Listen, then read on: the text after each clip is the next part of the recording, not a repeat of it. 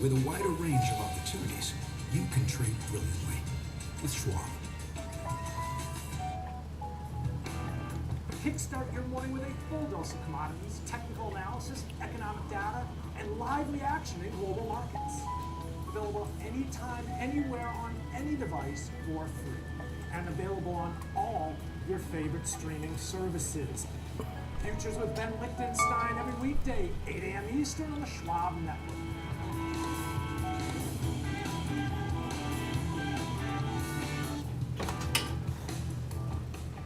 Knock, knock. Number one broker here for the number one hitmaker. Thanks for swinging by, Carl. No problem. So what are all those for? This lets me adjust the bass, add more guitar, maybe some drums. Wow, so many choices. Yeah, like Schwab. I can get full-service wealth management, advice, invest on my own, and trade on Thinkorswim. You know, Carl is the only front man you need. Oh, I gotta take this, Carl. It's Schwab. Schwab. Have a choice in how you invest with Schwab. Accelerate your market knowledge and shift your perspective into full gear. Real-time example trades, a full hour of trading insights. I'm Tom White. I'm Kevin Hicks. Catch me on Fast Market, weekdays at noon on the Schwab Network. Fast Market, ready for you, ready to go at 12 p.m. Eastern on the Schwab Network.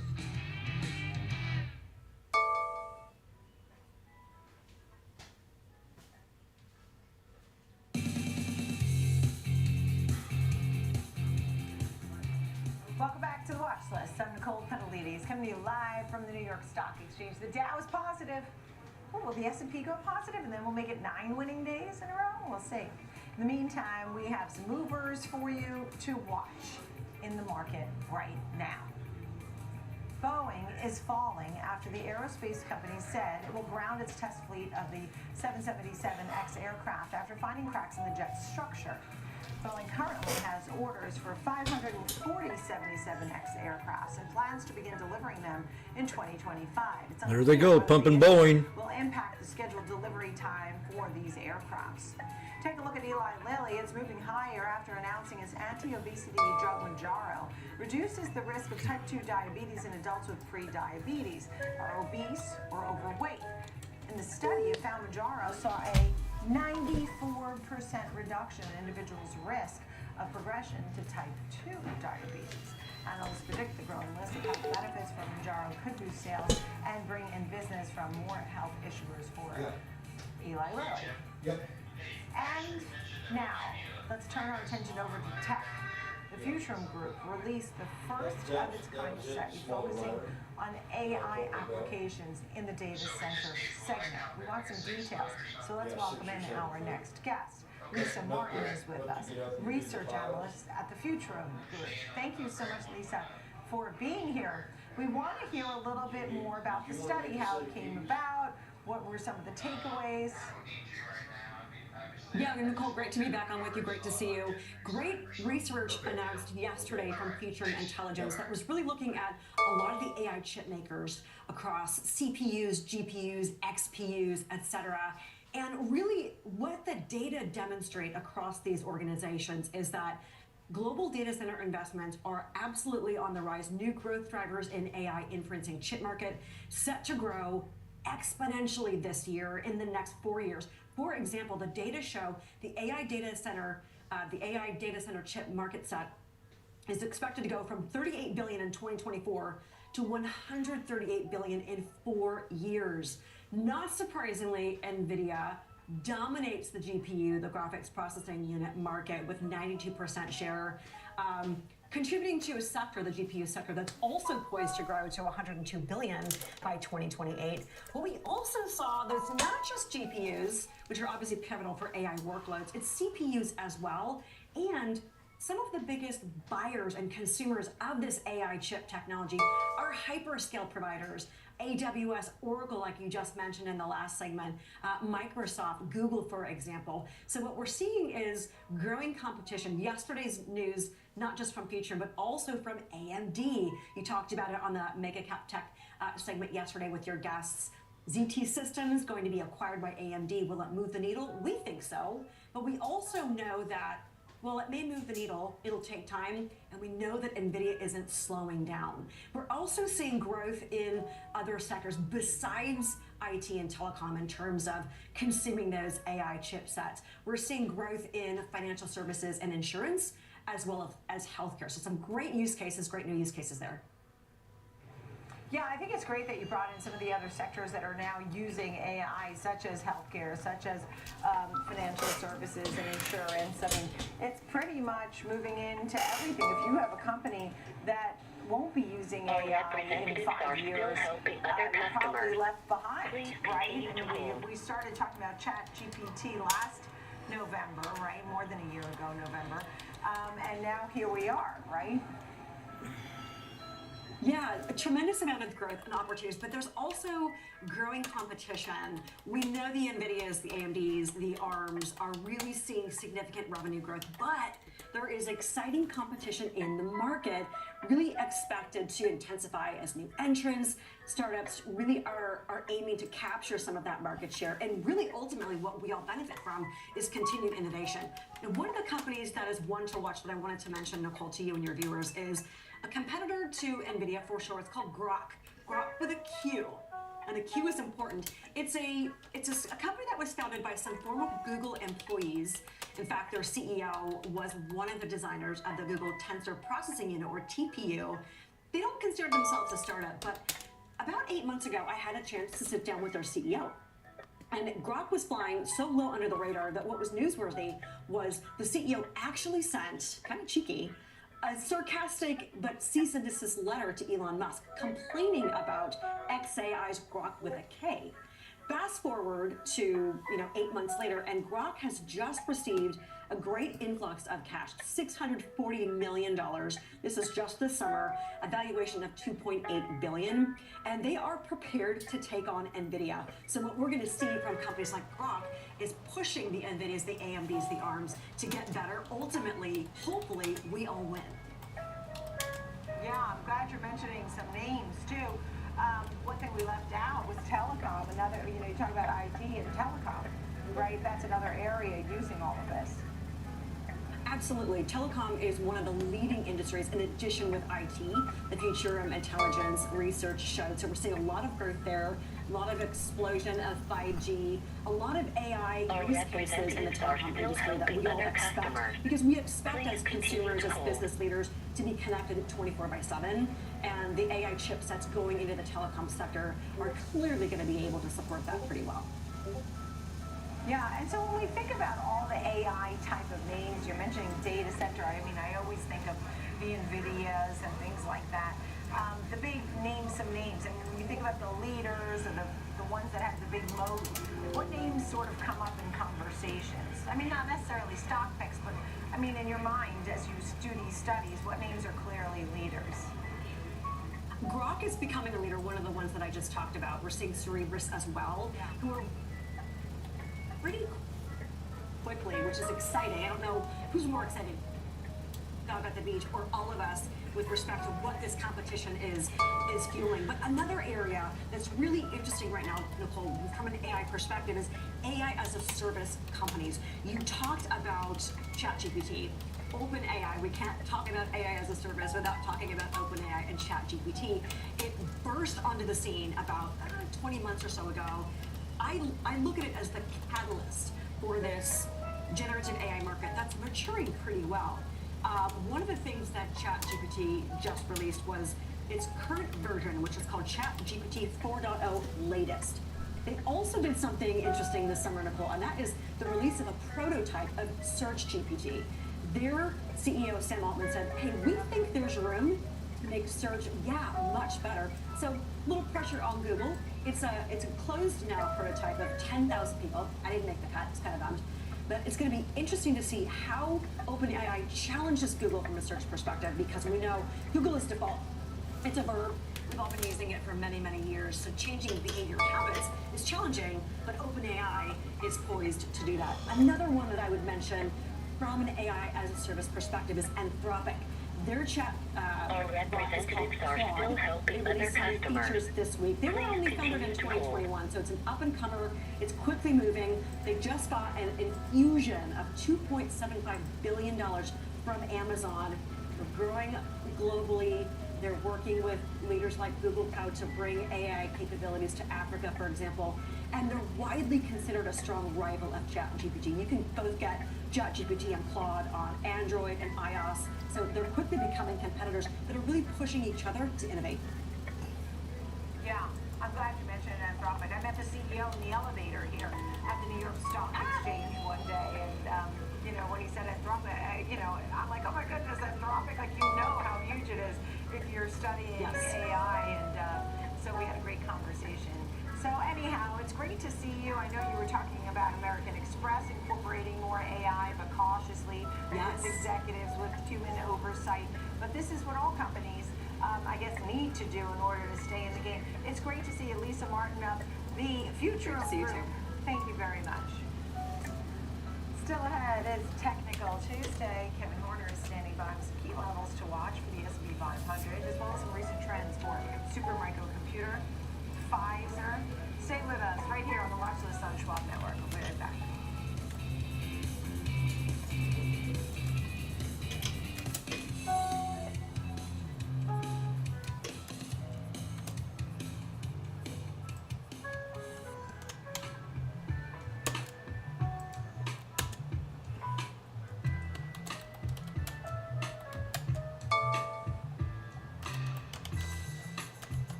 Our representatives are still helping other customers. Please continue to hold.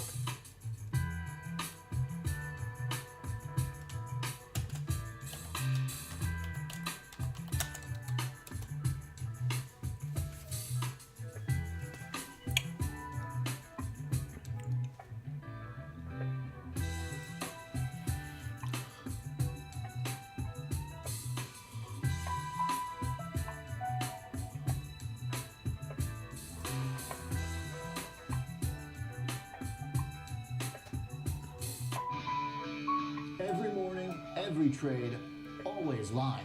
Expert earnings analysis, in-depth technical insights on every changing trend in markets. Available anytime, anywhere, on any device for free. Welcome to Morning Trade Live on the Schwab Network. I'm Oliver Rennick.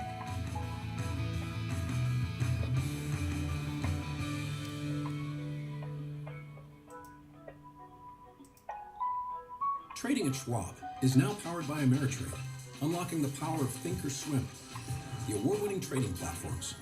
Bring your trades into focus on Thinkorswim Desktop with robust trading analysis tools, including over 400 technical studies. Tailor the platforms to your unique needs with nearly endless customization, and track market trends with up-to-the-minute news and insights. Trade brilliantly with Schwab.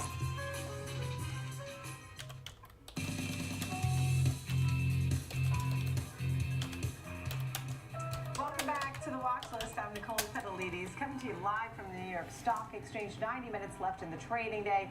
We are watching to see if we get 9 days of gains for the S&P and NASDAQ. The Dow has gone positive. We'll continue to watch for any of that. After a great week last week, the NASDAQ is now flat, so they're not too far off the change line. In the meantime, with the S&P sitting at 5605 and Kevin Horner, we'll take a look at that in a moment. We have Ben Lichtenstein, senior futures contributor, with a market update and taking a closer look at crude oil in the meantime, right? Because I'm seeing at 7404 here on the big board. Some of your thoughts on the chart recently. Yeah, crude's been somewhat contained, Nicole. I think that's kind of helping what we've seen in terms of stocks. At least we're not ripping to the upside, taking out 80 or dipping down below that $60, $65 level. I think that raised some concerns, but at current levels right now, again, for the most part, it hasn't really had a lot of conviction one way or the other, and a little bit of sideways action in crude right now. I think, again, supportive of stocks. Let's just take a look first and foremost at the more intraday price activity, 1 minute candle chart. You can see we started off in the wee hours this morning, around 72, all the way up to this 74.50 level. And look, speaking of contained, kind of right in the middle of the range that's been established. Let's step away from this intraday look, and very similar pattern playing out on the daily candle chart. You can see going back to last year, this time we had a high up all the way around 95. We dipped down into the winter of last year. We're talking December, January of last year, around 67. And since, again, not a lot of conviction one way or the other. Just kind of looking at some sideways consolidation here within a range. But again, I have to lean on the fact that considering the geopolitical tensions we've seen over the last many months and some of the uncertainties in terms of demand, China, to see crude at current levels, I think a reassuring aspect for investors. And at these current levels, in many ways, as I mentioned, supportive of stocks. Yeah, understood. And how about gold? Well, Yeah. this all-time highs. Yeah, that's right. Watching gold, isn't it? I actually thought we were going to start with gold here today because it did post a new record level here, Nicole, earlier this morning. Now, sticking with the pattern, we see these 2 steps forward and then 1 step back. Let's look at how that appears to play out here again today on the 1-minute candle. There's an all-time high, as I mentioned, a new historic level for gold. So this beat continues, it goes on and on and on, right? And bit of a pullback here today, but still nothing major in terms of rejection of this upper level, I guess the best way of putting it. Speaking of no rejection here, you can see it on the daily candle chart.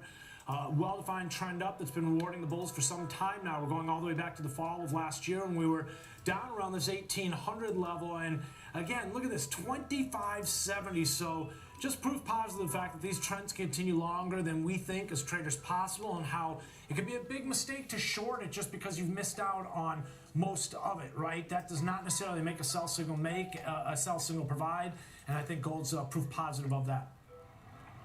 Yeah. Good to see you, Ben Lichtenstein. Thank you for all of that, and nice to see gold at a high. That's the record story, no doubt.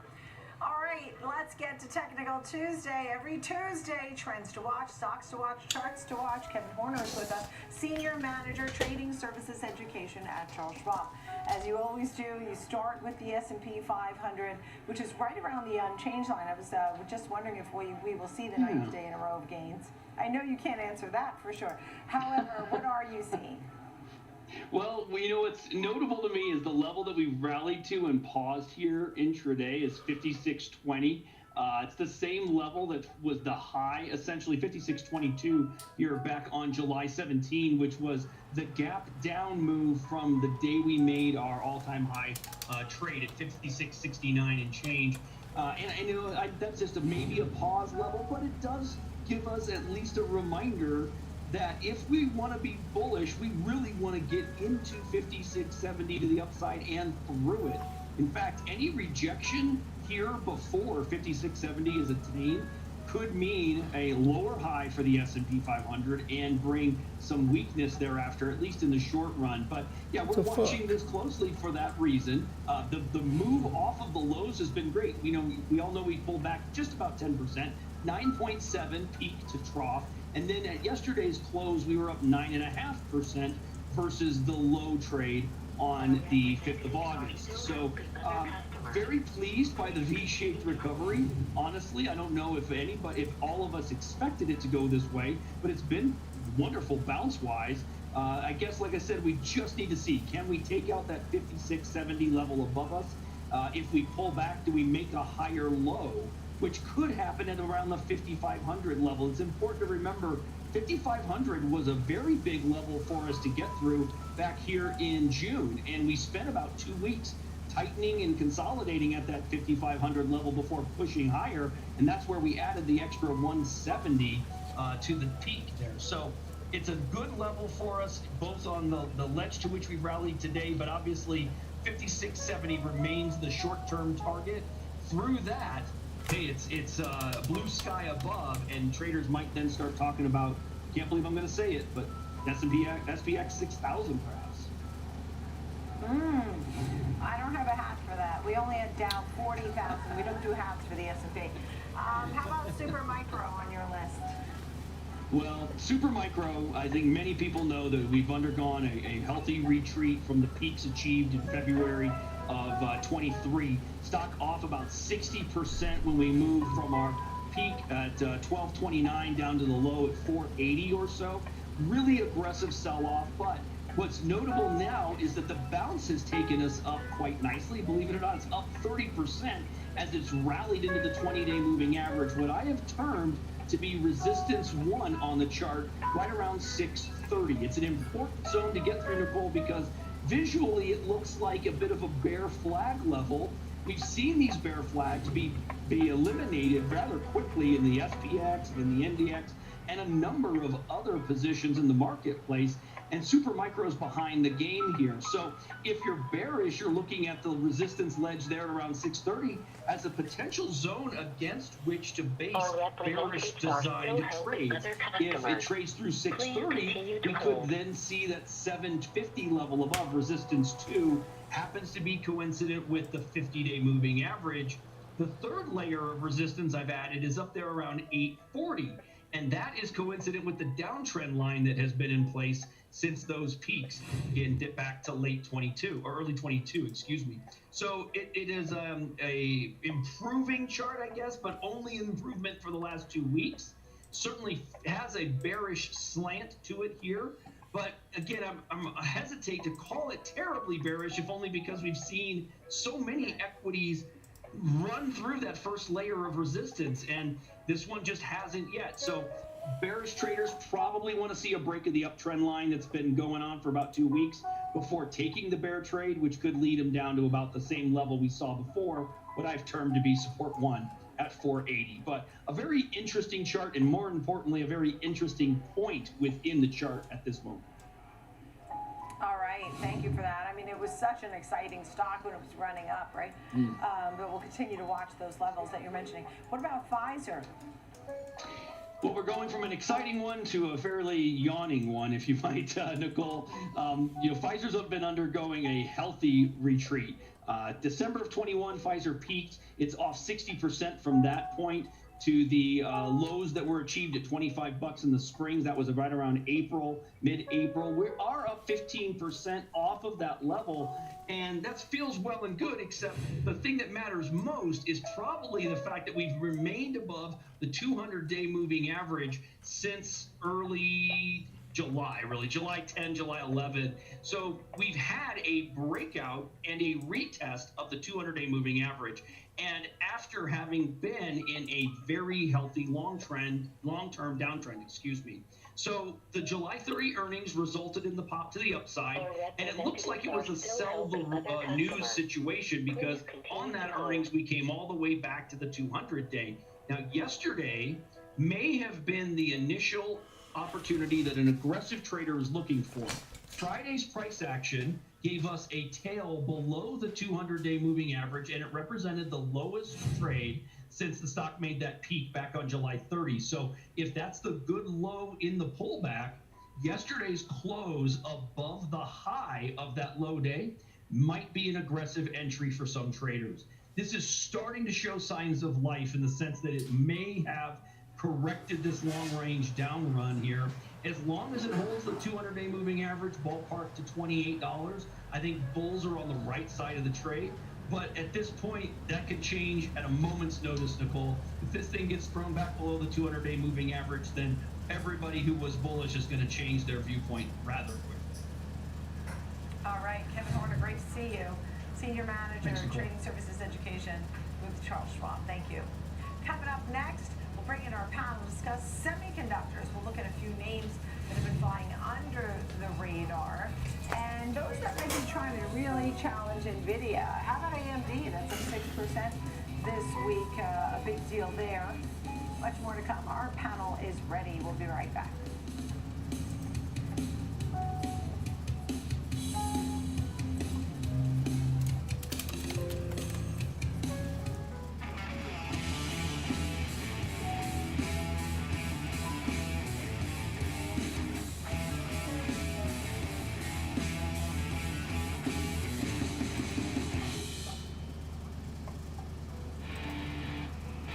Cut the cord on the way you get market news. It's Market on Close. CRM's down. For the biggest earnings coverage, insights from the smartest minds on Wall Street. We've had a huge run also. Double top. Time, anywhere, on any device for free. only on the Schwab Network.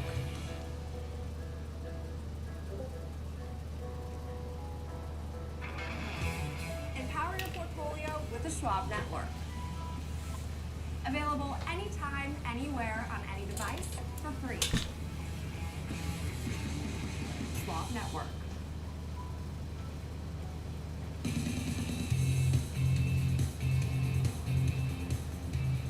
Welcome back to the watch list. We turn our attention to the semiconductor sector, looking at names like NVIDIA set to report next week. AMD making the big acquisition to kick off the week and try and compete even better against NVIDIA. Let's bring in our panel. Lucas Kay is with us, semiconductor analyst at Third Bridge, and Ryan Sharwoot, Futurum's president at Signal 65. Thank you both for being with us. So Lucas, look, we had the big acquisition today, this week from AMD of ZT Systems. And that was a big deal because that will help them to sort of really try to catch up to NVIDIA, but NVIDIA is still growing too. Some of your thoughts? And I think you put it great. I think it's a good attempt in trying to catch up. Obviously, as you mentioned, they are still quite behind the market leader, NVIDIA. But we're seeing AMD make the necessary investments in both their AI software ecosystem, as well as now kind of taking a recognition that the industry is moving more towards a system-level approach. Therefore, targeting a company like ZT Systems, which, some might say is a bit unexpected, but it's certainly a step in the right direction. Yeah, understood. Ryan, how do you feel? I think the acquisition that they announced for ZT is maybe less about competing directly with NVIDIA and more about helping them continue down their path of kind of this open ecosystem approach, but still trying to get into that verticalized market, right? What NVIDIA has done to perfection is own everything from the chip to the infrastructure to the deployment in many instances. AMD tends to be more on the side of working with partners and kind of close partnership relationships to get some of that done. It's less expensive, it's less risky on their part. But what ZT does for them, it allows them to go one step further than just deploying chips, and now they can offer kind of white box system options for a lot of their partners. And I think they're still adamant, and Lisa has said this during some of her interviews yesterday, that they don't want to step on partners' toes in the process. Yeah, we had her on recently. We were talking about the findings of that whole research, and a lot of it was all about GPUs and CPUs and telecom and all these different sectors using AI too. Not only IT and telecom, but also finance and insurance and so on and so forth. Amex, for example, really incorporating AI into the workforce. Lucas, where do you see the growth happening? You mentioned data centers, for example. What kind of names are you watching really closely? Sure. When it comes to the customer end, it's clear that the hyperscalers, major cloud players like a Google, Amazon, Microsoft, even a Meta, are still kind of dominating that AI demand as well as that GPU supply and allocation. But as that adoption increases, we can certainly expect that to trickle down into more enterprise and smaller to mid-sized companies that are going to grow that need for an AI-specific application, whether that be an inference or even training, and have it a bit more specialized to their specific business needs. Yeah, understood. Ryan, when you think about the competitive landscape, and we're looking at how AMD is handling all of this, some of your thoughts about some of the other players. Are there the up-and-comers that we're not really focusing on enough? Please continue to hold. I think there probably are some. AMD is still very clearly a number 2 in the GPU space. GPUs tend to be what we think about when we talk about AI performance and AI infrastructure capabilities. Intel still has a role to play here. They've obviously had a lot of kind of downward trajectory over the last several years. They need to do they have some work to clean up on that, but their Gaudi infrastructure could be a credible third player here. They have some benefits in terms of performance per watt, and power we know is a really critical part of any discussion of AI infrastructure. I also think, if you look at the custom silicon from Microsoft or Amazon or Google, right, all these kind of custom AI infrastructure that they're building, is an interesting part of the equation as well. How much they're willing to invest themselves and kind of design their own silicon, continue to iterate on it, and compete against the likes of NVIDIA, AMD, and Intel, I think is going to be a really interesting kind of 12-month story to watch. Yeah. And Lucas, what kind of story are you think we're going to hear? What are going to be some of the headlines from NVIDIA? I know we had some chip delays, but growing and ever changing those chips, and now everybody wants the newer chip, and they don't necessarily want the older chip. What kind of themes do you think we'll hear from the earnings next week? Will it be good news, do you think? Right. I think we can expect to see continued data center growth for NVIDIA, but as you mentioned, we've recently heard about some of those delays in the Blackwell generation of chips. Obviously, NVIDIA and AMD both kind of taking that path of a one-year cadence for their newest accelerators. I think it also, on the other hand, presents an opportunity for AMD. We're hearing that they can take anywhere from 10 to 15% on the high end of that total data center GPU market by the end of this year. And next year, given some of these hiccups from NVIDIA, could potentially be in the low 20% range. So I think those are two key factors to keep an eye on. We're hearing anywhere from 4 to 6 month delays, given some of the packaging complexities we're seeing with CoWoS L and B200. So maybe mid-2025 is kind of a conservative estimate as when we could start to expect some type of volume usage or deployments within data centers. Yeah, thank you for that, Lucas. And then, really last but not least, Ryan, how do, when you look at the public and you think about AI, and a lot of folks are in such a learning curve at this point, how do we integrate, how do we penetrate a bigger, wider market share and audience and get everybody up? And, there are people who use ChatGPT every day and those who have never heard of it. Yeah, I mean, I think we'll see more AI adoption and penetration into general consumer use cases, but it probably might not even be called AI, right? When I look at this kind of infrastructure change and kind of the software paradigm change, it's really just the evolution of programming, the evolution of how we interact with our devices, whether it be smartphones or laptops or how our devices communicate with the data center. I think it's, some people think it might be happening slowly. I think it's happening deliberately, and more people are integrating with AI today that they probably don't recognize across their smartphones and laptops and what they're seeing in the data center space. I think how these companies are kind of today racing into the adoption of AI is still an important first step to enable the software developers in this kind of broad ecosystem of software engineers to have access to that computing capability. And until that access is more ubiquitous, we won't see the really kind of drastic society shifting type changes that I know are going to become. Okay. Yeah. Thank you both, Lucas K.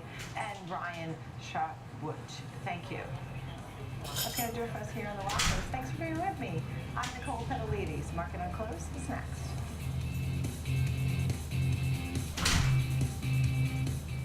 This election season, stay out of the muck and the mudslinging with Schwab Network's By the Numbers coverage of the presidential cycle. How could this election impact your financial future? Next week is going to be a crazy political week. Election trades are fraught with risk. No agenda, no hysteria, just good old-fashioned analysis of what policy means for your portfolio. Stay informed, stay ahead. Tune in to our election coverage on Schwab Network. The market is a multi-trillion-dollar beast. When there's profit there, you take it. That's always going through my head. My job as a trader is to just make money. With a history and a geography degree, how did you find your way into trading? Trading attracts a lot of the best and brightest students because it is this enormous data set. It is incredibly competitive. And so if you really want to put yourself out there and test yourself, find out how good you are, it is very attractive. So how are you exploiting human weaknesses? Being lucky at trading is great, but it's not its formula for success. You need to be able to find opportunities in the marketplace and sift through enormous, staggering amounts of data. You certainly see patterns. Context is so important. I think the best traders I've seen have insatiable intellectual curiosity. Otherwise, certain parts of your skills will become outmoded by competition or by technology. When we look at your whole brain, we don't see any activation in these emotional or reward pathways as if you don't have an emotional reaction. I'm not very good at sales, turns out. I'm very good at trading. I have a trading system that I've used for over 10 years now, and it's almost second nature to me. Do you think that this is potentially a human superpower?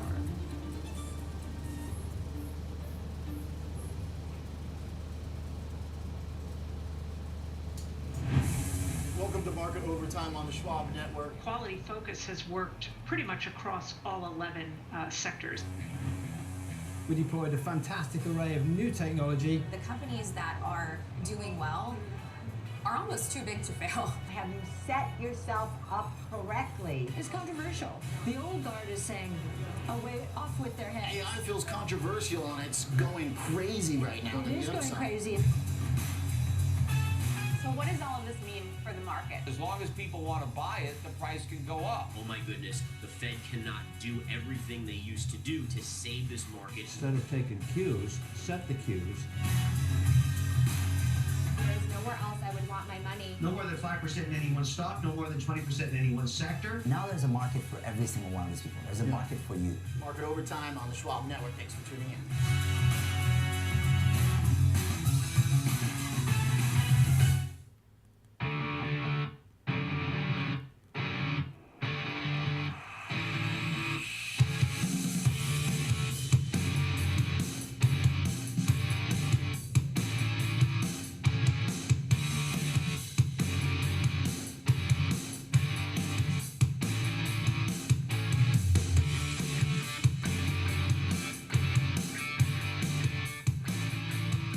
Good afternoon and welcome to Market on Close. I'm Oliver Rennick. Thanks for tuning in. Yesterday was a nice big ramp. Today is a little bit of a pause. We've got some red across the board. NASDAQ's been trying to push into positive territory here over the last few moments. Hasn't quite gotten there though, but it's on the precipice. S&P's only down 10 bips. Kind of call this a flat day, I guess, if you will. Russell's kind of in a world of pain though, down about 1%. This morning we saw the Russell fade kind of early. Market's been a little bit more divided lately. Not exactly the same dual-pronged small and big cap rally that we got the last few sessions. That's what was really good about the last couple days of last week and yesterday was that the small caps and the big were living harmoniously together in a state of bullish momentum. Today it's split up a little bit. That's generally not the worst situation. It's also not the best one.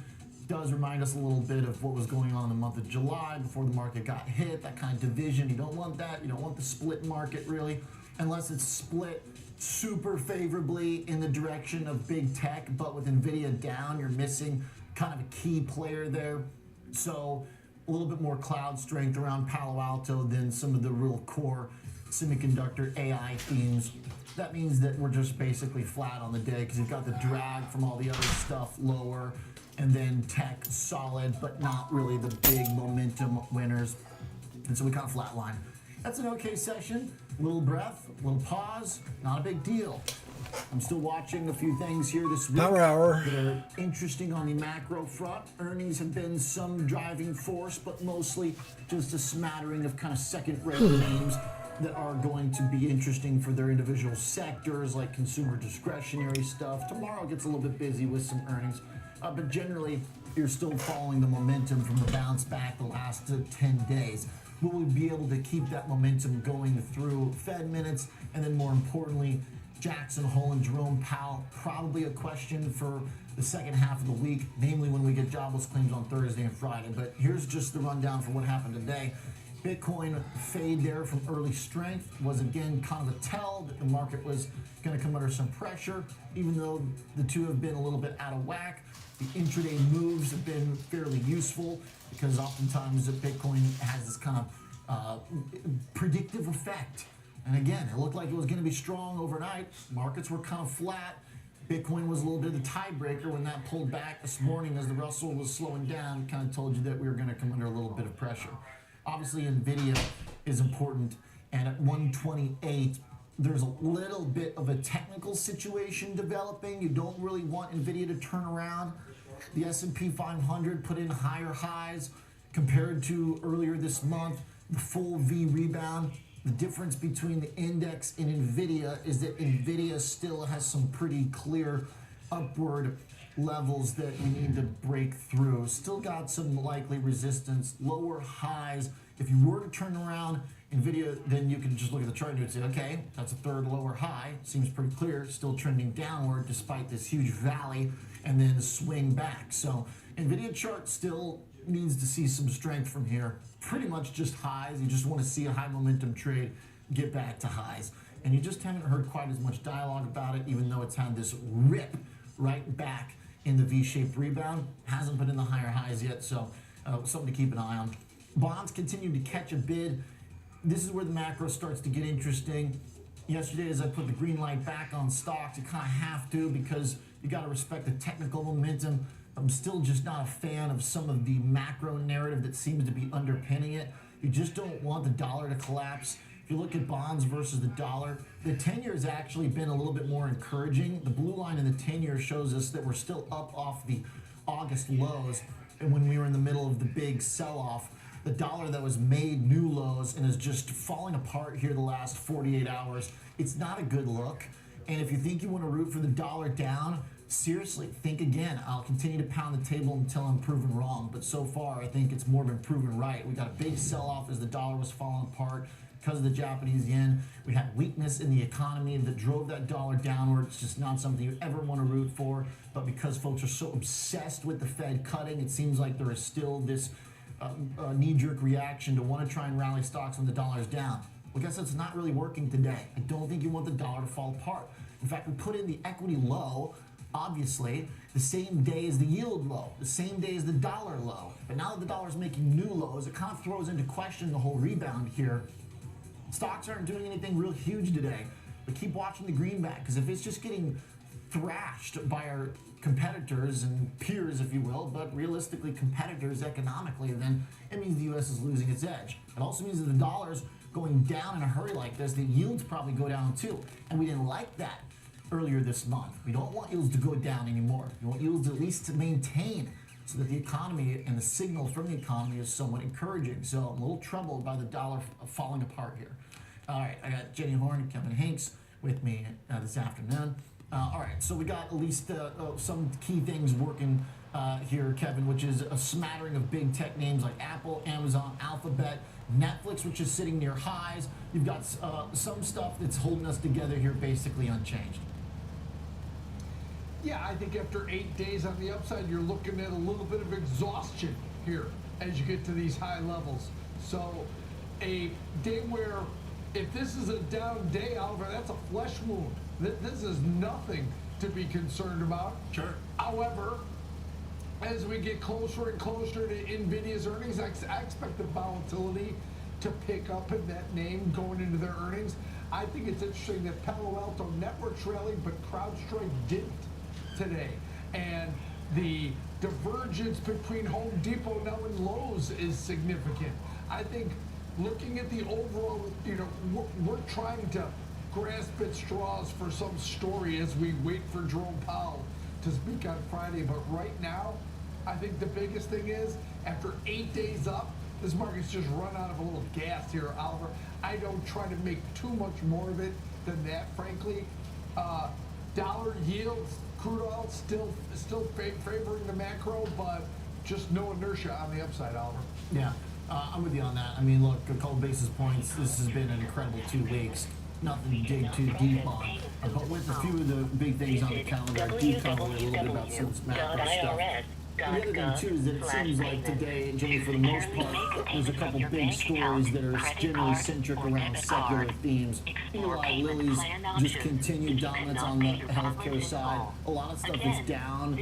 A lot of the companies are going to lose because of all the Ozempic drugs and stuff. That's a big story today. It is, and I think it's big when you consider the fact that they're seeing this drastic 94% of what we're seeing in terms of like pre-diabetic adults that are seeing these weekly injections now that risk is covered 94% versus like Ozempic, which is obviously Novo Nordisk, that's reduced by like 73% on average. In comparable, this trial is actually surveying about 1,000 adults, so mind you, it is a relatively small sample size, but this is a pretty I'd say outstanding metabolic result as far as like drug results go. And I was a skeptic about a lot of these GLP-1 drugs because we first heard about them and it was like the miracle drugs, but every data point we've gotten ever since has only proven it like a skeptic like me wrong, because this continues to be like, not only as far as like the demand is they cannot keep up with the demand, that seems obviously to not be the issue. They continue to be able to fulfill a massive demand. Supply, I think, is actually maybe the one concern, but even their most recent earnings has reflected like the outstanding way in which this company has navigated the GLP-1 trade. And I think Zepbound and Mounjaro, I just don't necessarily see this slowing. Like, what necessarily will stop the wonderful momentum we've seen in Eli Lilly when you have results like this? Maybe the one skepticism you could say is that these results did show that those that stopped taking this treatment did start to gain some of that weight back, but you have things like 1 in 3 right now U.S. adults are pre-diabetic, and this is able to treat those that don't even have type 2 diabetes yet. I mean, it makes you want to go to the doctor and say, gosh, it makes you want to start analyzing your own self and start looking within, because I'm like, gosh, do I need to go see if I'm pre-diabetic? I probably am. Well, maybe chill out on all the monsters. I know. No, I'm just kidding.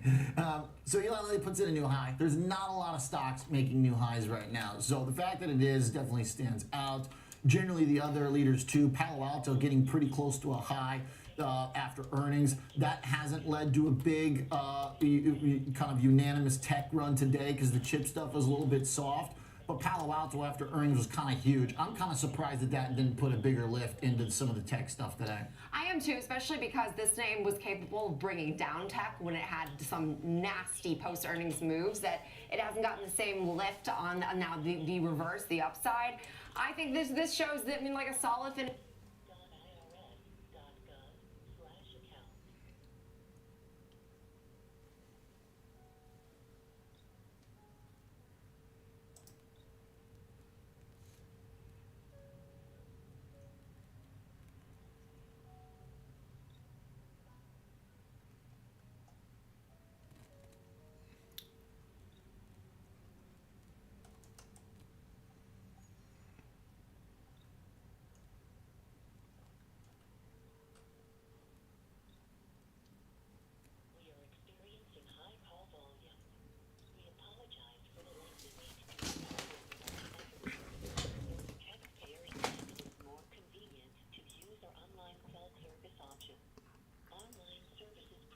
No, for sure. I think the best way to describe today, just a bit of a, that's really moving, is very secular, stock specific in nature, whether it's the healthcare stuff or whether it's earnings driven. Okay, so a little pause, a little breather. Thanks, Jenny Horn. Thanks, Kevin Hanks. Ed Klissel joins us, Chief U.S. Strategist at Ned Davis Research. Always a pleasure to have him, always a wealth of information. And it seems like your guys' general conclusions, though, for asset classes is a lot of neutrality right now. And when I look at your guys' kind of ranking of stocks, bonds, and the economy, it kind of seems like right now we're treading water. Well, we're overweight stocks versus bonds and cash, Oliver. But if you want to say about where to focus, like small versus large, growth versus value, yeah, we kind of have a neutral stance where we took a pause on that large cap growth trade that was earlier in the year. But given what's happened in the last few weeks, I think it's pretty clear it's a bull market until proven otherwise. Okay, I was looking at a report from August 14th. U.S. economy is neutral, global economy neutral, inflation neutral. You guys kind of scoring of the economies, but as far as the stock-bond relationship, you still lean into equities. Yeah, that's correct. Okay. Yeah, but in terms of the economy, yeah, we think the U.S. economy and global economy are slowing, and this is going to hopefully lead into what we call a soft landing. That's our base case. And so when the market gets a little scared about a weak economic report, that makes people think that there's going to be a hard landing, unless something meaningful has changed, which we don't think has at this point. That's a bullish environment for stocks to have positive, even if it's slow in economic growth. Okay. Ed, when I look at your guys' equity view, The majority allocation still goes to U.S., 62%, emerging markets 15%. You get a little bit of participation into Europe, ex-UK, and a few of the others. The dollar's really falling apart right now. I wonder, though, if the U.S. edge is getting lost. I hear this still where a lot of folks are rooting for the lower dollar, but I don't really get that. Dollar was rocking higher during COVID when, I get we had inflation, but we were still the best house on the block. Dollar firmed up again last year while the Nasdaq was rallying back. I mean, what is this idea that we should be rooting for the U.S. to lose its edge? Yeah, when it comes to currencies, you really have to ask yourself the question: why is a currency moving? If it's because the economy is weakening, that's obviously negative for earnings. I mean, negative for that country's stock market. If it has to do more with relative interest rates, and I think that's what a lot of this is the Fed is late to the game when it comes to cutting rates. Usually the U.S. Fed is leading other countries. That's not the case this cycle. So I think that's the big message here. Now, if this were to be accompanied by some really weaker economic data, then I'd share your concern that the dollar is telling us something is amiss with the U.S. economy. I think it's a little bit too soon to draw that conclusion, though. Well, I guess I wouldn't argue that the numbers are weak nominally, but the comparison to kind of the direction in which they're going, our economic surprise rate is very negative still. Even though we had a couple nice numbers the last couple weeks, the market went nuts on retail sales and jobless claims last week. But of course, our NFP, the last read, was pretty soft. I mean, unemployment's trending higher. We triggered some stuff. I mean, are these not reasons for the dollar to go down? Yeah. So we're talking about, again, dollar, talking about relative to other currencies, and the U.S. has been so strong. And the economists have been looking for a recession for the better part of the last 2 years, because look at some really reliable data that has worked in the past, like the leading economic indicators, the yield curve. They kind of missed it this cycle. That what was going on was really a readjustment post-COVID. So now the economists have caught up, and they've raised their estimates, and the economic data is coming a little bit weaker. Then you get the economic surprise index coming back down. So all this is a recipe for maybe the dollar, which had been so strong, maybe it does need to pull back a little bit. But we got to distinguish between that message and one that would think would be a bigger concern, is that we're spiraling toward a recession. And then some of those data points you mentioned last week tell us that, look, even if we do go into recession, one's not imminent. The S&P 500 peaks about 6 months before the start of the recession, and really the worst of it comes the 2 months leading into a recession, which, again, I think most economists would agree that's not a likely scenario right here. So we have some time to see how this plays out. And if, even going into a recession, usually it's kind of weak. The economy's kind of weak, and then things get really bad after a few months. So you have some time as an equity investor to kind of take a look into this and see if things are going to get worse or not. Okay, so you don't think we're at the point where we need to start prepping just yet? Well, always do your homework, be ready, but in terms of taking action, not time to pull the trigger. Okay. Obviously, the economic data slowing down has been welcome because the inflation data is slowing down as well.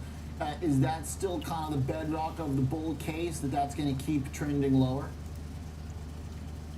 Yeah, so I'll give you 2 data points. One is you mentioned the economic surprise index, and there's another cool data point, which is the inflation surprise index. Same concept, inflation versus expectations. That's actually rolled over. Earlier this year we got some hot inflation readings. That's come back down. That's bullish for stocks. And the second thing is just the bigger picture. Look, the CPI, the headline CPI, fell below a 6-month moving average in August of 2022, just a few weeks before the market bottom. So that tells you how important this disinflation is to the bull market. Well, after we kind of flatlined earlier in the year-to-year change in the CPI has fallen again. Now we're below 3%. Maybe we don't get to the Fed's 2% target right away, but we're still in this disinflationary tailwind, which is bullish for stocks. Okay. Now, thinking about what kind of stocks, the big rotation from last month fell flat. Market's been trying to revive it. If you look at small caps, if you look at value performance off of the low, but there's also kind of been a big tech comeback too. So it seems to me it's kind of up for grabs. What kind of market leadership we get? Is it possible just everything goes up together? Do we get that dream case scenario? Well, that's what we got the last several days. Probably, it'd be wonderful if that's how the stock market works, but I don't think it works that way for forever. What we talked about a minute ago with how the economy is reacting to this slowdown, if we continue to moderate, I kind of question how long the small cap rally can last. We like mid caps better than small caps, a little bit bigger, a little bit more of a cushion in terms of their balance sheets, and they don't have to worry about refinancing quite as quickly. So that may be a place to focus. But in an environment of moderating economic growth, you think that the large cap growth area will be the secular story for the foreseeable future. Okay. And lastly, thinking about whether or not all this depends on the Fed playing ball, what do you think are the expectations now? Obviously, at the stock market low 2 weeks ago, the expectations were a lot more extreme. Now they've lessened up significantly, but there still is a decent chance being priced in that he goes 50. What do you think that does for the overall trajectory of markets? How much does it depend on that? I think actually 50 would be bearish. That would be a sign that something's amiss. The Fed knows about that we don't with the economy. The stock market has done really well when the Fed has cut slowly. That is 4 or fewer cuts in a year, going 25 basis points a clip. And if we can get that, which again is our base case, that they'll move in September and it move one more time this year and then a couple more times into next year, that's a great scenario because it means the economy's doing well enough the Fed doesn't have to go quickly, and you get lower rates that are kind of a boost to the stock market. The problem would be if the Fed has to move really fast, then it means that they're trying to save off a recession. By the time they're panicking and cutting 50 basis points at a time, that means it's too late, and the inertia has moved over to the side of the recession. So that's what I'd be worried about. If the Fed decides to go 50, maybe there is something amiss. Okay, got it. All right, good stuff. Always appreciate your logic and your thoughts. Thanks, Ed. Thanks for having me. Absolutely, anytime. Ed Klissel, Chief U.S. Strategist, and Ned Davis Research. All right, when we come back, let's talk some big tech. What are the favorites of Dan Niles? Catching up with the investor next. Be right back.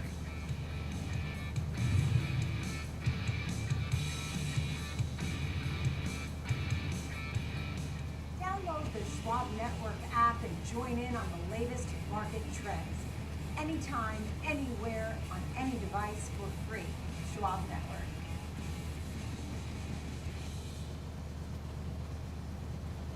Knock, knock. #1 broker here for the #1 hitmaker. Thanks for swinging by, Carl. No problem. So, what are all those for?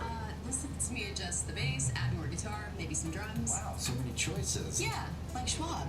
I can get full-service wealth management, advice, invest on my own, and trade on Thinkorswim. You know Carl is the only front man you need. Oh, I gotta take this, Carl. It's Schwab. Schwab. Have a choice in how you invest with Schwab. Be part of the latest commodities action on Futures with Ben Lichtenstein, weekdays, 8 a.m. Eastern on the Schwab Network. Available anytime, anywhere, on any device for free.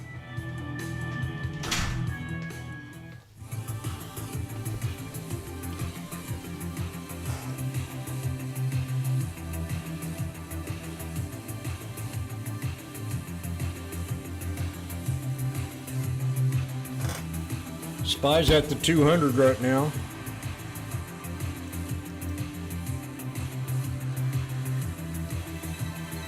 I don't know. I don't feel like trading today. I mean, I did my share, but and shift your perspective into full gear. I have a lot of uncertainty right now, so I'm just going to wait till tomorrow and see what tomorrow brings.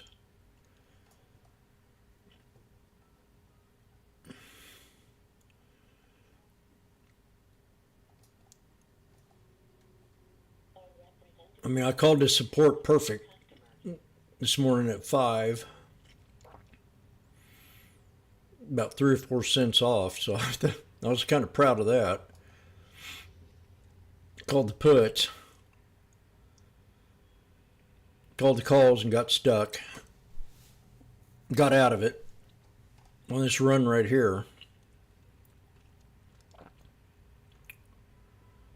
Then I got back in it. I was kind of worried, but I'm out now, so I think I went through the same thing yesterday.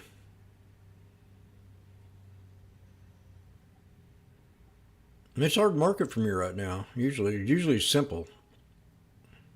I mean, it's simple, but it's hard. It's more difficult. I'm not singing.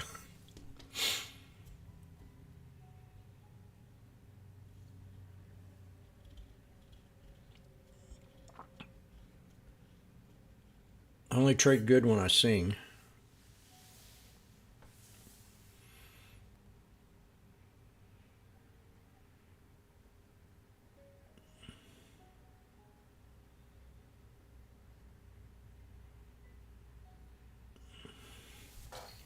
I'll be right back.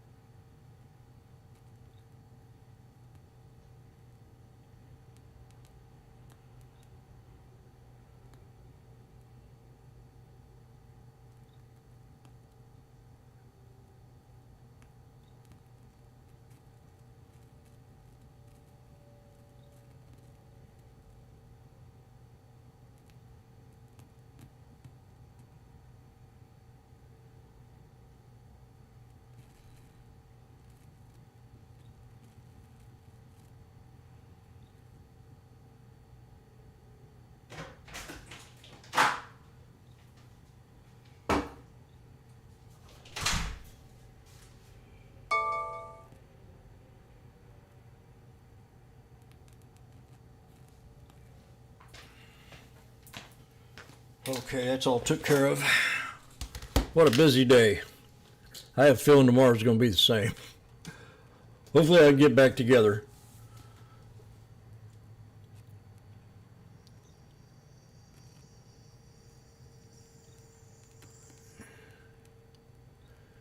Hey, Johnny Blaze, there's an invite. You can get, I think you can just walk on in.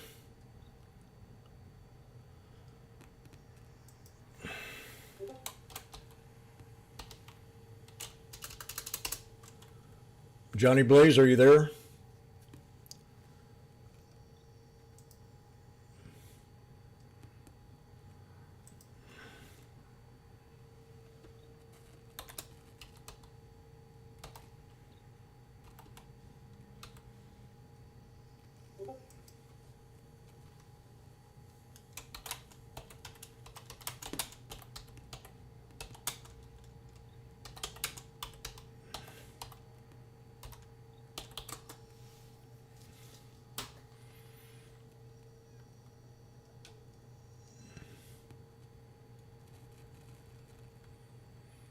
Okay.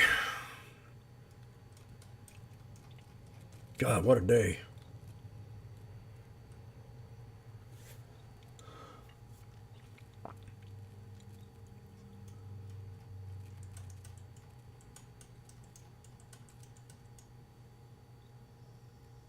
Oxy's at a massive discount.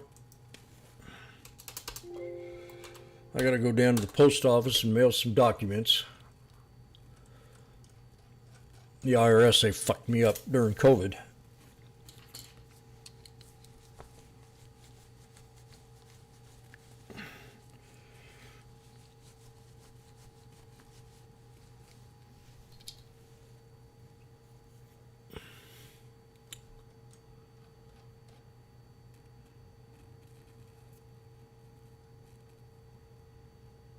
Yeah, I'm okay. I'm just kind of shook up because when I first spoke to the IRS, this bitch got on there and she was meaner than heck. And I'm going, what the heck is wrong with this chick? I got a tax IRS thing said I owed for a quarter of 2021, and I paid it and went to the Department of Treasury instead of the IRS.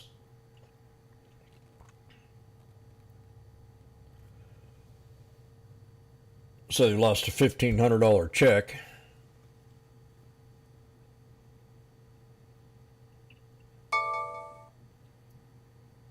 And then if you're late, boy, if you're late now anymore, they'll fine you big. You cannot be late. If you are, expect to pay $100, 120, maybe more. Depends on how much you owe.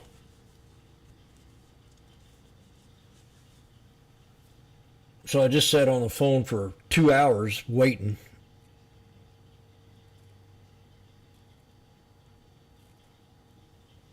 And then I got a hold of this chick, and then I had to wait another half hour. And it's hard sometimes in people you can't understand the way they talk. No offense, no racial remarks or nothing like that intended. But you know who you're talking to. This last one was a Mexican.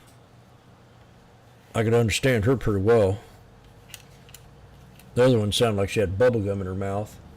I said, ma'am, I can't understand what you're saying. Will you transfer me to somebody else? Well, I guess I owe about 2 quarters in taxes, so I got to give them a check.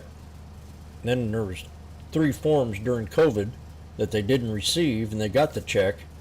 I'm going, what the heck? I sent the forms with the check.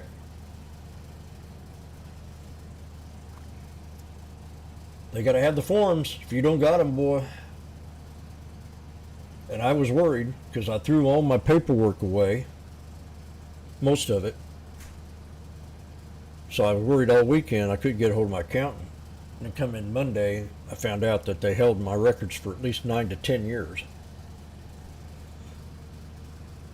And that made me feel good.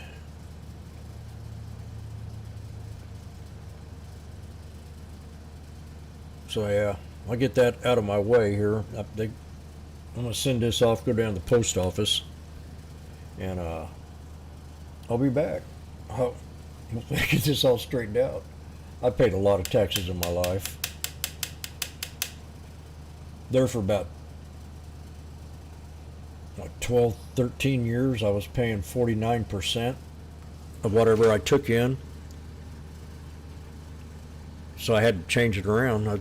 One tax season for my business, I think I owed $40,000 and only made 120.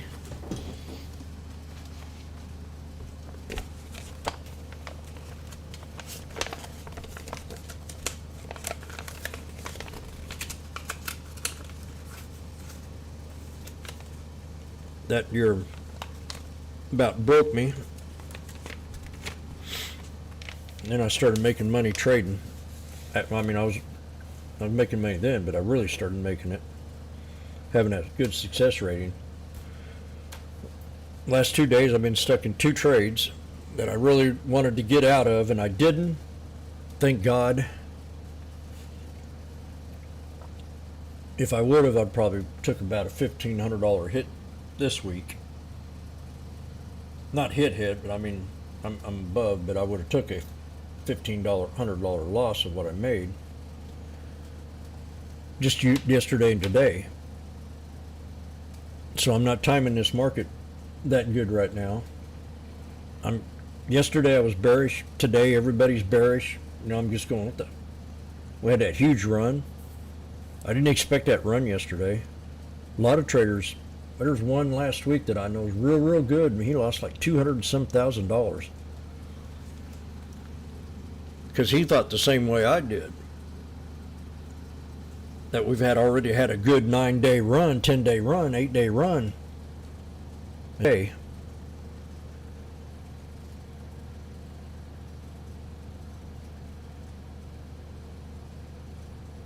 so I'm more on the fence with these guys right now because they're bearish. Then you get stuff like Lilly coming out with that great news and that pump about NVIDIA and AMD,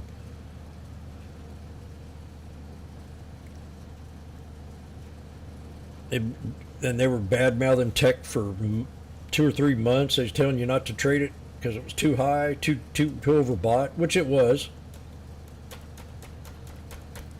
But when that split came on the video, I thought I was really going to have a hate. I did. We run it up $20, 20-some bucks. But then all the negativity started coming in on it, and I was telling retail traders, man, this is a bargain. This is a bargain. I want to hold it long. And it was all about the market cap. All of a sudden, the market cap was too much. And I'm going, what do you mean? How do you judge a stock just on its market cap? So if it's too big, it's overbought. They had to go to 3-point-some trillion to do that. So that was a reason for it to pull back. And then we had the pullback in tech. And now tech is running again. The market's running again. I think everything's generated on tech.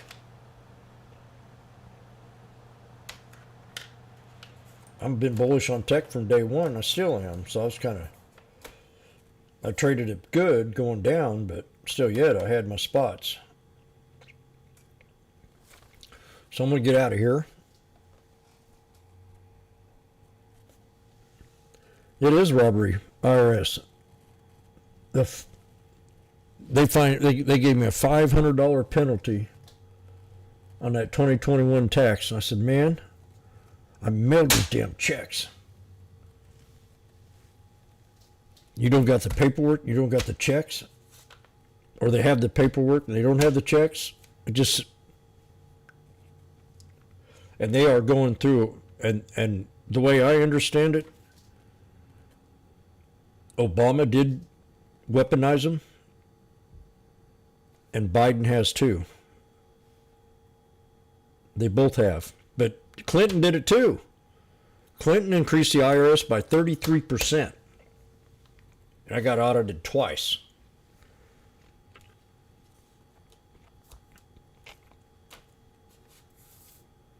That's the only time I've ever been audited.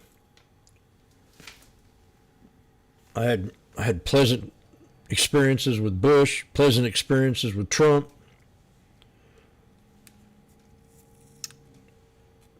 Pleasant experience with Bush Sr. I wasn't in business with Reagan. But I know when I've had the most difficult time, and I just can't understand why people don't vote for their pocketbook anymore. Bill Clinton says it's all about the money. And I loved it.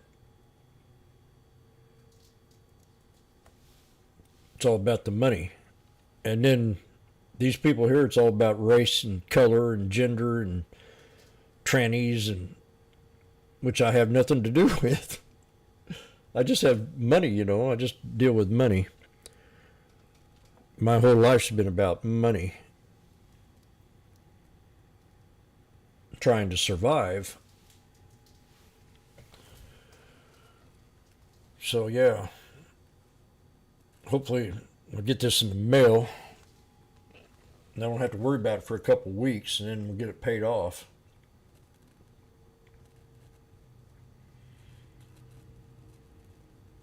That's why I'm a GOP. I used to be a Democrat, big time, but you wouldn't catch me protesting or pumping trannies or using one's skin color instead of one's character.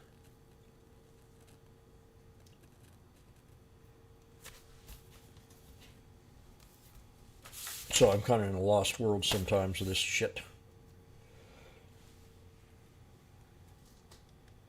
So if Trump don't make it, I'm going to be a socialist. You're not going to like me too well. I'll be homosexual. I'll be dating dudes.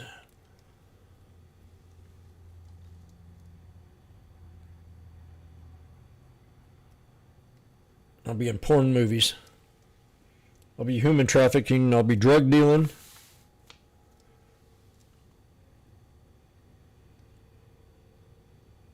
I think that'd be a good life to live. It's a lot better than what I'm doing now. Trading stocks and trying to be successful. So we'll catch y'all later. I love America and I love you all. And just today I guess got a little shook up. I had to leave.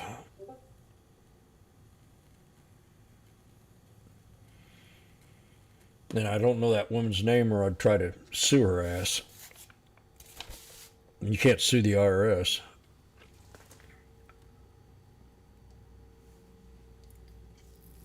And the bad thing about it, I clean their frickin' building every day.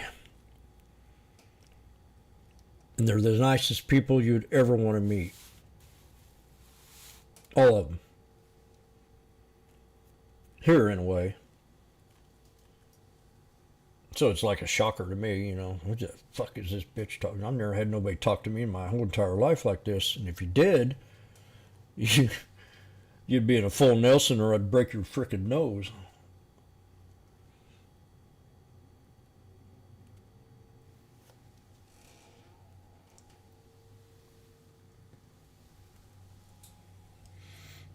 I thought about it. I thought about taking a shit in this envelope or wiping piss on it.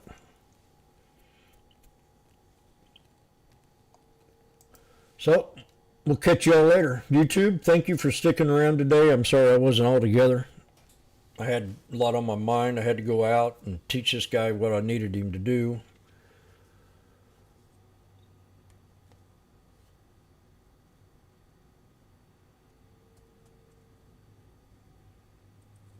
I got some good trades in today. Right when I got up out of my chair and went out the door, the thing popped. I was driving down the road and I said, oh my God, I'm going to see if I can make it to the building before I can get out of this trade and sell it at least for $1. I had 330 contracts, so I was kind of worried about that trade today because I had to leave it. It's weird when you're in a trade and it's not going well and you want to hold, but you got to go. Then you come back and Or you get to your job site and there it is. It's up at $1, and I'm going, and I got a message on Discord, Jim, don't leave, or YouTube, Jim, it's pumping, it's bouncing, right after I closed the door. And that's the way it was. I said it. I said, if I'm going to sell this sucker, it's going to bounce. Instead, I left the house and it bounced. If I had played the washboard, it would have probably bounced. And I was already up $400 or $500 by then.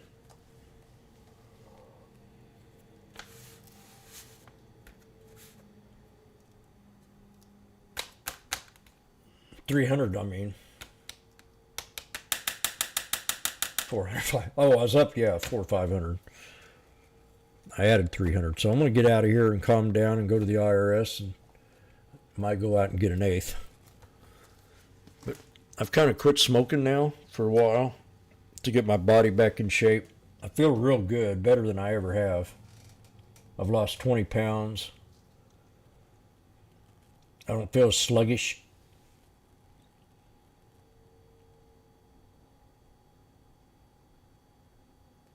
I've been smoking ever since I was 16, 15, every day. I quit for one girl. Then I had to quit for about a year when I went to Hawaii. That Maui out there is great stuff. I'm sitting on the beach. I just got there and I have my mandolin with me, and I'm strumming on the mandolin, and all of a sudden 3 little Asian women come up next to me and want to listen to me. None of them knew how to speak English. So I'm sitting here playing the mandolin, and one of the women left, and she came back and she gave me this little paper mache kind of art thing where you opened it up. It was beautiful. I wish I still had it. She says, "No, it's okay. You can huss." I said, "Okay, thank you, ma'am." Then I'm sitting there, and this guy, I was walking around, and I seen this hippie kind of looking guy, and I said, "Man, I'm looking for a joint. I want some Maui."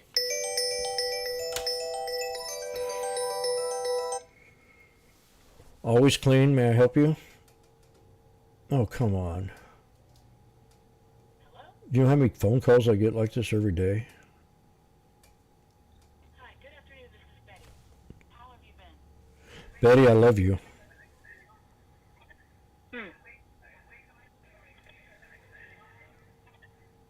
I'm calling to let you know that the government is giving a subsidy to pay your bills without any cost to you. I just have to check a couple things to confirm your eligibility. Are you May Betty? I know if you already have any government or state provided health coverage like Medicaid or Medicare? No. Did you go to Parkview High School? All right, well, I apologize. I will just put your number in our do not call list. Thank you for your time. Take care. You know how many times I've heard that? What's this government crap? That's driving more stress on me. I told the guy at Verizon, I said, "Man, I gotta have a new number." AT&T screwed my number up.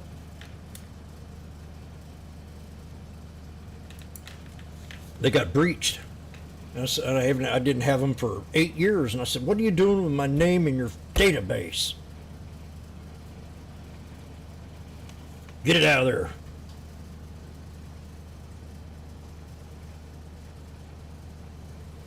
Okay, I'm gonna get out of here.